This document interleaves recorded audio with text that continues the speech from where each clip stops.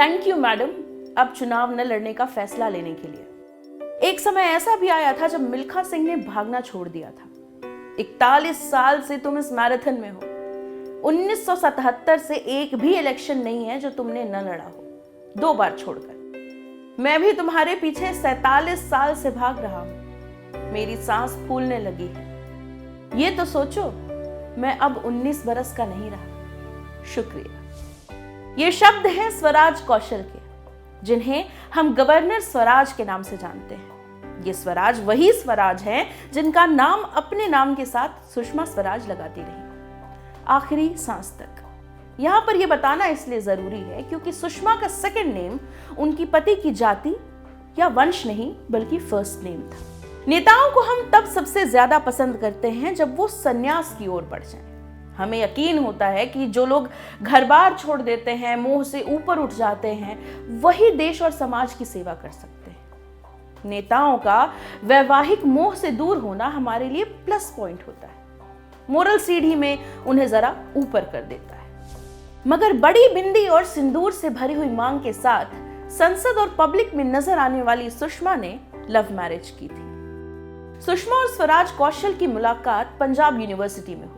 दोनों law department में पढ़ाई कर रहे थे। सुषमा की हिंदी पर जो कमांड थी उसके प्रमाण की हमें आवश्यकता नहीं। एक पूरी पीढ़ी जो थी वो उन्हें सुनते हुए बड़ी हुई, फिर चाहे वो पत्रकारों को दिए हुए उनके बेबाक जवाब हों या संसद में उनका भाषण। स्वराज की ऐसी ही कमांड अंग्रेजी में थी। दोनों डिपार्टमेंट की डिबेटिंग टीम में थे और कहने वालों की माने तो उनकी जो टीम थी वो कभी हारी नहीं। सबसे सुंदर कला और सबसे खूबसूरत प्रेम गुलमोहर की तरह होते हैं। वो फूलते हैं जब हवाएं सबसे ज्यादा गर्म, धूप सबसे कठोर। सुषमा और स्वराज का प्रेम इमरजेंसी के दौरान बढ़ा। दोनों का जो पॉलिटिकल झुकाव था वो उन्हें करीब लेकर आया। सुषमा ने पढ़ाई पूरी करके अपनी लीगल प्रैक्टिस शुरू कर दी थी। साल था 1973 यानी 1973। भारत ने पाकिस्तान के साथ युद्ध खत्म किया था और अर्थव्यवस्था की हालत खराब थी। इंदिरा गांधी लोकतंत्र को धता बताते हुए तानाशाही की ओर बढ़ रही थी, सिर्फ कांग्रेस पार्टी के अंदर ही नहीं, देश के अंदर भी। गुजरात में नवनिर्माण आंदोलन और बिहार में जेपी यानी जयप्रकाश नारायण की स्टूडेंट मूवमेंट अपने अपने राज्यों में करप्शन के खिलाफ आग पकड़ चुके थे। इंदिरा गांधी का स्टेट मशीनरी पर कंट्रोल बढ़ता जा रहा था। सुषमा और स्वराज कौशल ने खुद को इंदिरा गांधी की तानाशाही नीतियों के खिलाफ एक दूसरे को और भी करीब पाया।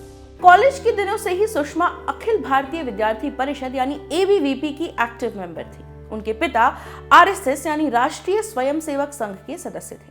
वहीं स्वराज कौशल जॉर्ज फर्नांडिस के करीबी थे। जॉर्ज फर्नांडिस ट्रेड यूनियनिस्ट थे, रेलवे मेंस फेडरेशन यानी रेलवे कर्मचारियों के यूनियन के अध्यक्ष थे और बड़े मजदूर लीडर के तौर पर अपनी पहचान बना चुके थे। इंदिरा गांधी सरकार ने विरोध का जवाब और तानाशाही से दिया। इसी दौर में इंदिरा गांधी सरकार ने जॉर्ज फर्नांडिस पर आरोप लगाया कि सरकार को उनसे खतरा है और वो रेलवे का इस्तेमाल डायनामाइट को ट्रांसपोर्ट करने के लिए कर रहे हैं ताकि वो सरकारी बिल्डिंग्स और रेलवे ट्रैक्स पर धमाके कर सके। इस वक्त स्वराज कौशल ने ही जॉर्ज फर्नांडिस का केस लड़ा था। साल 1975 था। 26 जून वो तारीख थी जब इमरजेंसी लागू हुई। 13 जुलाई वो तारीख थी जब सुषमा शर्मा ने घर वालों को मनाकर स्वराज कौशल से शादी की। शादी के 2 साल बाद सुषमा इलेक्टोरल पॉलिटिक्स में आई। उसके बाद जो हुआ वो इतिहास है। वहीं स्वराज कौशल 34 की उम्र में सुप्रीम कोर्ट के सबसे युवा एडवोकेट जनरल बने और 37 की उम्र में मिजोरम के गवर्नर बन गए। 1998 में राज्यसभा सांसद बने। साल 2000 से 2004 तक सुषमा स्वराज भी राज्यसभा सांसद रहीं। ये वो रेयर मौका रहा जब कोई पति पत्नी एक साथ राज्यसभा में थे।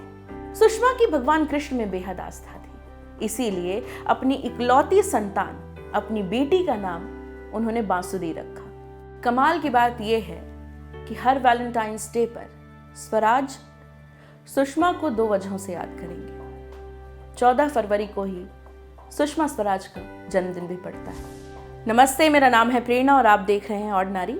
इस वीडियो के बारे में आपका क्या ख्याल है हमें कमेंट सेक्शन में ज़रूर बताइएगा।